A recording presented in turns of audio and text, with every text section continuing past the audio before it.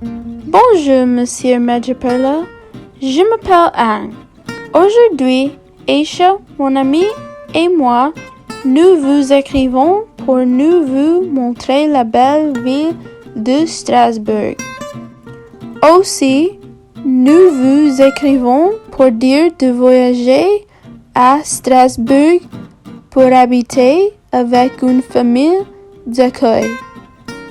Nous allons parler de tous les endroits et toutes les activités dans Strasbourg. Il y a plusieurs bâtiments dans la ville. Le premier, c'est la Nousta. Pour voir la Nousta, on peut utiliser une bicyclette ou un cyclopousse. Un autre bâtiment, c'est l'église protestante Saint-Pierre-le-Jeune. L'église est très grande et très belle. Sur les murs, il y a beaucoup de couleurs jolies. Par exemple, il y a rouge, vert, jaune, bleu, rose, orange, noir et brun. La place de la République a des sculptures de dessins historiques. Pour les spectacles différents, il y a beaucoup d'options. Peut-être si on est ennuyeux, il y a plusieurs endroits qu'on peut aller. Par exemple, c'est l'Opéra national du Rhin. On peut regarder des artistes comme Patrick Lange, Jussi Muyl, David Stefan et Véronique Jean.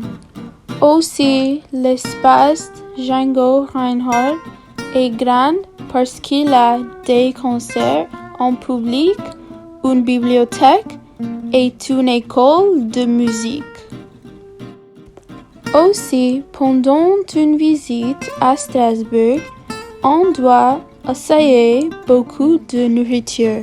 Il y a des boutiques spécialisées où on peut aller. Ce sont Street Butcher, l'Atelier 116 et Crèmerie Perangeon. Street Butcher, c'est une boucherie et on peut acheter du bœuf, du poulet et du veau. L'Atelier 116, c'est une boulangerie et on peut acheter des gâteaux, des croissants, des éclairs et des tartes. La boutique qui s'appelle Crèmerie Perangeon, c'est une crèmerie et on peut acheter des fromages, des glaces et des œufs. Faire les courses dans les boutiques sont très pratiques parce qu'on ne doit pas marcher une distance grande. Aussi, les boutiques ont des produits très frais. En revanche, les boutiques sont un peu chères. Les produits sont de bonne qualité, mais ils sont chers. Aussi, il y a grande queue parce que tout le monde veut les produits frais.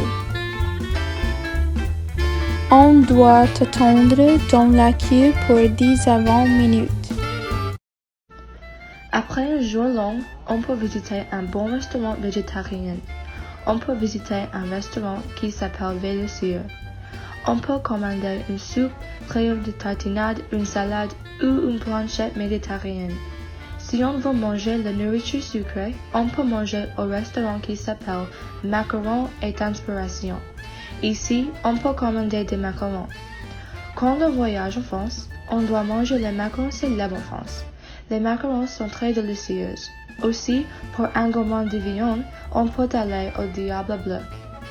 Ici, on peut commander un tartare de bœuf ou un burger Pellard ou les viandes à la cour. Au Diable Bleu, c'est un restaurant qui a un bon compte rendu.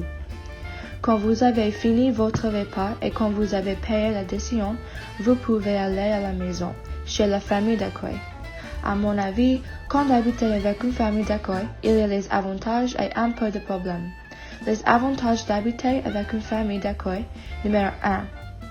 Nous allons rencontrer des personnes nouvelles, la famille d'accueil. Nous pouvons les apprendre. Numéro 2. Une famille d'accueil peut apprendre des nouveaux renseignements de leur culture. Numéro 3.